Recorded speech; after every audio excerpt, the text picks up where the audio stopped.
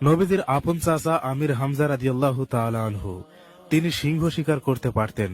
গোটা আরবের মধ্যে তিনি একমাত্র ব্যক্তি ছিলেন যিনি সিংহ শিকার করতেন। একদিন আমির হামজা রাদিয়াল্লাহু তাআলা আনহু শিকারে বেরিয়ে পড়লেন। গভীর জঙ্গলে প্রবেশ করে তিনি সিংহর পিছনে ছুটতে লাগলেন। কিন্তু দুঃখের বিষয়, আজ তিনি কোনো সিংহ শিকার করতে পারলেন না। এমন সময় আমির হামজার সামনে একটি হরিণ চলে আসলো। হরিণটিকে মারার জন্য আমির হামজা যখন তীর তাক করলেন, সঙ্গে সঙ্গে আল্লাহ রাব্বুল আলামিনের কুদরতে হরিণের জবান ফুটে গেল। হরিণ মানুষের ভাষায় বলতে শুরু করলো, হে আমির হামজা, তুমি এই অবশিষ্ট তীরটি আমার দিকে নিক্ষেপ করিও না। এই অবশিষ্ট তীরটি তুমি আবু জেহেলকে মারার জন্য রেখে দাও। হরিণের মুখে আশ্চর্য রকম মানুষের মতো কথা শুনে আমির হামজা অবাক হয়ে গেলেন। সঙ্গে সঙ্গেই তিনি তীর নামিয়ে নিলেন। ওই সময় হরিণটি বলতে শুরু করলো, হে সিংহ শিকারী আমির হামজা, তুমি জঙ্গলে শিকার করতে ব্যস্ত রয়েছ, অন্যদিকে মক্কা নগরীতে তোমার ভাতিজাকে আবু জেহেল রক্তাক্ত করেছে। হরিণের মুখে এমন অলৌকিক কথা শোনার পর আমির হামজার এক মুহূর্ত দেরি করলেন না। তিনি জঙ্গল থেকে বেরিয়ে বাড়ির দিকে রওনা দিলেন। তিনি যখন মক্কার প্রান্তরে পৌঁছালেন, ওই দাসী মহিলা যে নবীজিকে রক্তাক্ত হতে নিজ চোখে দেখেছে, সেই দাসী মহিলা আমির হামজাকে বলল, হে আমির হামজা, তুমি যদি আজ দেখতে তোমার ভাতিজা মুহাম্মাদকে আবু জেহেল কিভাবে অপমান করেছে, তাহলে তুমি ঠিক থাকতে পারতে না। আবু জেহেল তোমার ভাতিজাকে অকাঠ্য ভাষায় গালাগালি করেছে, তোমার ভাতিজা কোনো উত্তর দেয়নি। এরপর আবু জেহেল রেগে গিয়ে তোমার ভাতিজার মাথা ফাটিয়ে দিয়েছে। তারপরও তোমার ভাতিজা কোনো প্রতিবাদ করেনি, নীরবে ঘরে চলে গিয়েছে।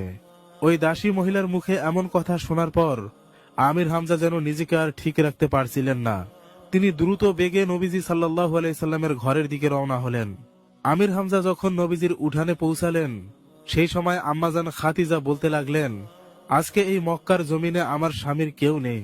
আমার স্বামীর যদি বাবা থাকতো, তাহলে কি আবু জেহেল আমার স্বামীকে এমন নির্যাতন করতে পারত? আমার স্বামী ইতিম বলে আজকে আবু জেহেল আমার স্বামীকে এমন অত্যাচার করলো। সঙ্গে সঙ্গে আমির হামজা ঘরের ভিতর প্রবেশ করলেন এবং খাদিজাকে উদ্দেশ্য করে বললেন, হে খাদিজা, তুমি কোনো চিন্তা করিও না। তোমার স্বামীর চাচা আমির হামজা এখনো জীবিত আছে। আমি আমির হামজা যতক্ষণ জীবিত থাকব, আমার ভাতিজাকে যদি কেউ আঘাত করে, সেই আঘাতের বদলা আমি অবশ্যই নেব। তিনি আর কোনো কথা বললেন না। তিনি ঘোড়ার পিঠে উঠে রওনা হলেন আবু জেহেলের বাড়ির দিকে। অন্য সময় আমির হামজা যখন বাহিরে থাকতেন, তিনি মানুষের সঙ্গে অনেক উত্তমভাবে কুশলাদি বিনিময় করতেন। কিন্তু তিনি যখন নবীজির ঘর থেকে বের হয়ে আবু জেহেলের বাড়ির দিকে যেতে লাগলেন, ওই সময় রাস্তায় অনেকের সাথে তার দেখা হলো। তিনি কারো সাথে কোনো কথা বললেন না। ওই সময় আবু জেহেল তার নিজ বাড়িতে তার সহচরদের নিয়ে আড্ডায় মেতে উঠেছিল। সেখানে ছিল আবু জেহেলের ছেলে আকরামা এবং ওমর ইবনুল খাত্তাব। তখনও হযরত ওমর রাদিয়াল্লাহু তাআলা আনহু ইসলাম গ্রহণ করেননি। আমির হামজাকে দেখে আবু জেহেলের সহচররা স্বাগতম জানালো।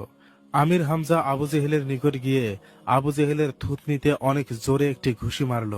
সঙ্গে সঙ্গে আবু জেহেলের থুতনি ফেটে গিয়ে ফিনকি দিয়ে রক্ত বের হলো এবং আমির হামজা অন্য হাত দিয়ে আবু জেহেলের কণ্ঠনালী চেপে ধরলেন আর চিৎকার করে বলতে লাগলেন, তুই আমার ভাতিজা মুহাম্মাদের শরীর থেকে রক্ত ঝরিয়েছিস। তোর যদি এত সাহস থাকে, তাহলে আমাকে আঘাত করে দেখা। আবু জেহেলের পিছন থেকে তার সহচররা যখন আমির হামজাকে ধরার জন্য এগিয়ে আসছিল, আবু জেহেল তখন তাদেরকে বলল, তোমরা কেউ আমির হামজাকে আঘাত করবে না, কেননা আমির হামজা রেগে গেলে কতটা ভয়ঙ্কর এবং হিংস্র হতে পারে তা আমি ভালো করেই জানি। তারপর আমির হামজা আবু জেহেলকে বললেন, হে আবু জেহেল, তুমি আমার ভাতিজা মুহাম্মাদকে আঘাত করেছ। তুমি কান খুলে শুনে রাখো, আজ থেকে আমি আমার ভাতিজার ধর্মের অনুসারী। আমার ভাতিজা যে ধর্ম পালন করে, আজ থেকে আমিও সেই ধর্ম পালন করব। আর তোমার যদি সাহস থাকে, তাহলে আমার সাথে মোকাবেলা করার জন্য এসো। এই বলে আমির হামজা সেখান থেকে বের হয়ে পুনরায় রাসূল সাল্লাল্লাহু আলাইহি ওয়াসাল্লামের বাড়িতে আসলেন। তখনও আমির হামজার হাতে আবু জেহেলের রক্ত লেগে আছে। আমির হামজা নবীজির কাছে গিয়ে বললেন, হে ভাতিজা, তোমার উপর হওয়া অন্যায়ের প্রতিশোধ আমি গ্রহণ করেছি।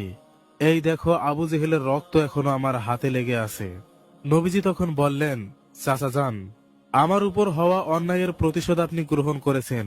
আমি যতটুকু খুশি হয়েছি, তার চেয়েও বেশি খুশি হতাম যদি আপনি কালেমা পড়ে মুসলমান হতেন।